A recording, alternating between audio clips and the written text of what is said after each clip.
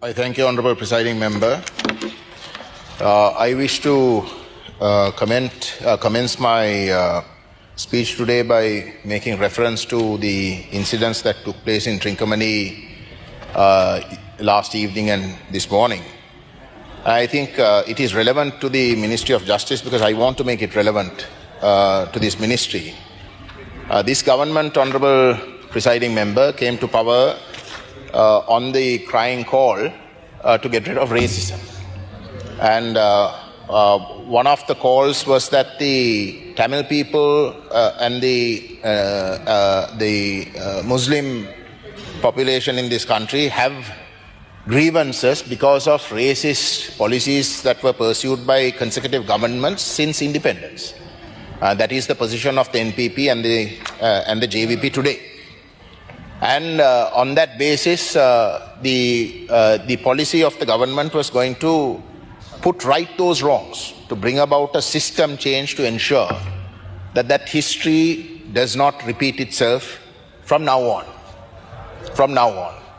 Now, it is in that context, Honourable Presiding Member, I just wish to put the context of this Trincomalee incident properly. The population, Honourable Presiding Member, of Trincomalee in 1827, which is the first census, the Tamil population was 74.52%, the Muslim population was 24.72%, and the Sinhala population was 0.53%. This was in 1827. If you take just before independence, in 1946, the census shows that the Tamil population of Trincomalee was 48.74%, the Muslim population was 39.6%, and the Sinhala population was 9.87%. That increase was due to because the Naval Command, because of World War II, and the Eastern Command was in Trincomalee, there was a significant Sinhala population that was brought to strengthen the harbour and the Naval Command there. But if you take the census today, Honourable Presiding Member, the Sinhala population of Trincomalee is 26.97%. So today, when the Tamil people talk in terms of an ethnic conflict, it is because of the deliberate state-sponsored maneuvers that were systematically done over the last 76 years to make the Tamil-speaking people a minority in their own areas of historical habitation. That is the crux of the problem. If you take Trincomalee today, the actions that are happening must be seen in that context. All of these actions are part and parcel of essentially a deliberate policy to ensure that the people who have historically habited that area are put in their place and that they must leave because it's not safe for them, because they have no place there, because the state will back them and will allow them not back the occupiers and not allow the habitual inhabitants to live peacefully in those areas. This incident is a part of it. We are not opposed to Buddhist temples being built. We are not opposed to Sinhalese Buddhists coming into the Northeast and coming and living. I said this the other day in my budget second reading speech. That has never been a problem. But when the state systematically manipulates a situation where the people who have historically habited the area are put at a severe disadvantage and they are in fact disenfranchised, where their identity is being threatened, then that is a cause of conflict. And that is what is happening. Now this particular vihare, that area, it was already being given to them. And because of the tsunami in 2004, there was a small building there. It got completely wiped out. And as a result, in 2004, that area was relocated to the Sangamita Vihari in 2004 instead of this area that is in the beach. the 2004 government at that time allocated land next to the Sangamita Vihare and made this public land so that it can be used for tourism. Then in 2014, under the Mahinda Rajapaksa government, despite the fact that these lands, alternate lands was allocated because that area was declared a high-risk zone soon after the tsunami, and for nearly, if my information is correct, in Trincomalee, nearly 300 meters, the Coastal Conservation Department has got the authorization not to allow any buildings to be built for 300 meters from the coastline. And because of that, they were given alternate land. But in 2014, the Mahinda Rajapaksa government again allocated land to this vihara. And that was just kept quiet. Everything was going on smoothly. And then last week, there was a tuck shop that was going to be built. And as a result, the Coast Conservation Department took the vihara authorities to court, saying that that structure was illegal. And the relevant legal representations wanted 1 week's time until they get it sorted out, until they get the full brief. And in the meantime, this incident has taken place. So this is the background. When there was no ethnic issue there, it was the Coastal Department that went in and took certain steps, legal steps. Then it is made an ethnic issue, and it is made a racist issue, and all hell breaks loose. Now it is in that backdrop, Honourable Presiding Member, that the Honourable Minister Ananda Vijayapala was approached by several people yesterday. And to his credit, yesterday, whatever decisions that were taken was something that was correct. That is what your government came to power for.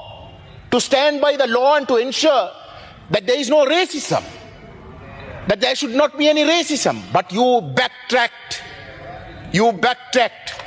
And today that same minister shamefully comes to this house and lies and says that that decision was taken yesterday purely to protect that statue. Now, Honourable Presiding Member, where the Ministry of Justice comes in here is this ministry has the responsibility to ensure that racist acts of the past are done away with. That racist mistakes of the past that led to tensions that were deliberately done soon after the war to exacerbate situations, to ensure that colonization projects can take place at a pace, those steps must be reversed. That is where the Ministry of Justice must come in. You are, at the end of the day, the ministry that must prevail if justice is to prevail. And your steps must not be to give in to pressure. Because that pressure is coming from a significant minority in today's context. If you are to take your mandate seriously, that racist attitude was defeated promptly. 159 members got elected for you all on the basis that you all won't act the same way that they did. But today what you have done is that you have capitulated. No, instead what you must do is you must go to the Sinhala people. The Sinhala people didn't oppose it yesterday when those actions were taken. Who opposed it? Goons from the outer skirts of Trincomalee district were brought in. One of our members of parliament were assaulted by those very same goons. There are cases against those people. They were the ones who were brought in to create mayhem. The ordinary general Sinhala public did not oppose it because they voted for you. They voted for the honourable Tamil member who represents your party from Trincomalee. So it is your duty not to reverse and capitulate. On the contrary, what you must do is you must go to the people and tell them the truth. You must explain to them what is right. You must explain to them that what an injustice that has been done. Instead of that, you have completely betrayed. You have completely betrayed those Tamils and non-Sinhala voters who trusted you and who had voted for you. That is what you have done, Honorable Presiding Member. So this must change. Finally, I wish to state the office of the Special Office for Public Prosecutions was something, even in the last debate, we welcomed. I welcomed it. I welcomed it because there is an inherent conflict of interest which cannot be allowed to continue. These are international standards that we are talking of. This is not to try and make out that the honorable lawyers of the Attorney General's Department are inherently biased. The system is faulty. And justice must not only be done, it must be seen to be done, means that you can't have a department that defends the government of the day to also prosecute against the government. Well, that's the basic rule. However, Honorable Presiding Member, this government has tried to make the Special Prosecutor's Office as the answer for the heinous crimes that the Sri Lankan military is accused of, that the Sri Lankan state is accused of during the war. Those are two different things, Honorable Presiding Member. Please be very clear. The Tamil people will support the creation and the Tamil parties will support the creation of a public prosecutor's office, because that must happen. That must happen regardless of the heinous crimes that took place. Because if Sri Lanka is to have a credible system, that office is fundamental. But if the government, as it has tried to show in Geneva, tries to make out that such an office can in fact deal with the war-related heinous crimes of genocide, crimes against humanity and war crimes, then that is a big, big mistake, because that will never be accepted. That will never be accepted. And it is for that reason, Honorable Presiding Member, that when the ITK are calling for a division today under the Ministry of Justice, we will be supporting their call to vote against this ministry, because this ministry and the Ministry of Foreign Affairs has, on the question of the heinous crimes that were committed during the war, has systematically tried to ensure that the victims not get justice the same way all previous governments have behaved. If you are not going to follow their footsteps, then you surely can't be standing for the same principles and for the same actions that they have been pursuing. So for that simple reason, we will be voting against this ministry. Thank you. ස්තුතියි ගරු මන්ත්‍රීතුමනි. මීළඟට ගරු අධිකරණමැතිතුමා. ඔව්. ත්‍රිකුණාමලයේ වුණු සිද්ධිය සම්බන්ධයෙන් ගරු ගජේන්ද්‍රකුමාර පොන්නම්බලම් මැතිතුමා දක්වන අදහස් වලට මම සවන් දුන්නා. ඒ සම්බන්ධයෙන් නීතිය ක්‍රියාත්මක වෙනවා. කිසිම ආකාරයකින් අපේ රටේ දෙමළ පුද්ගලයන්ට මුස්ලිම් පුද්ගලයන්ට කියලා වෙනම නීතියක් නැහැ. හාමුදුරුවන්ට කියලා වෙනම නීතියක් නැහැ. හැමෝම එක නීති රටක්. At the same time, I will call for everyone to understand, whether you are in the north, east or south, you are a Sri Lankan and you are safe with our government. We will not allow racism to raise its ugly head, not at any point. So firstly, I must say that. Secondly, the Director of Public Prosecution is an office we are going to establish. So thank you for agreeing with that mechanism. But how you try to equate the war crimes and the DPP, I do not understand. We'll discuss it later perhaps. The DPP will prosecute every crime in this country. Everything else, I think, I did not know the equation. So finally, I want to say the people in this country as citizens, no matter what your race, wherever you live, you are safe under our government. We will not discriminate.